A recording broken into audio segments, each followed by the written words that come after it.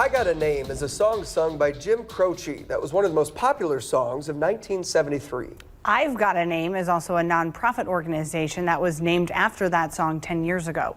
10/11's Lance Schwartz joins us with the story. Lance? 10 years ago, Bob Burton was looking for a way to make a lasting impact on the world around him.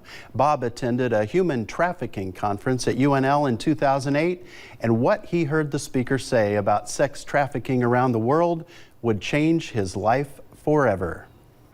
As we began I've Got a Name as an initiative to raise awareness for sex trafficking in Nepal, about 2 years into it, I started to research and discovered that it was happening in Lincoln and it was happening within the state. That's when Bob Burton shifted his focus to what was taking place specifically here in Nebraska. That's what we're focused primarily on right now, is awareness and outreach. And that's where Megan Johnson comes in. So I'm out on the street building relationships with girls and women that are vulnerable to trafficking. Megan is the street outreach director, and she knows personally what it's like to be a victim of sex trafficking. Like I tell these girls, my story may not always look like your story, but if I can relate just a little and help at least one girl out of many, that's what I'm here to do. That's my passion.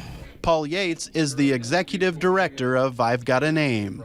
I used to have people say, I don't want to talk about this. This isn't family friendly. You're right, it's not family friendly. We need to talk about it.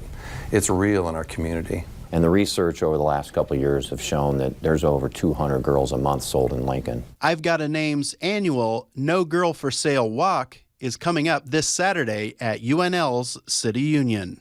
Registration starts at 12:30. The actual walk starts at 2 o'clock. And you can register online or you can register that day.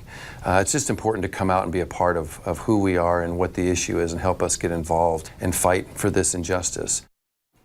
In addition to the walk coming up on Saturday afternoon, Paul says there's yet another special event coming up on Tuesday, November 13th, inside of Memorial Stadium. That's when Megan Johnson, who you just met right there, will tell her life story. And you'll meet those who helped her along the journey out of the commercial sex trade industry in Lincoln. Lance Schwartz reporting. Coming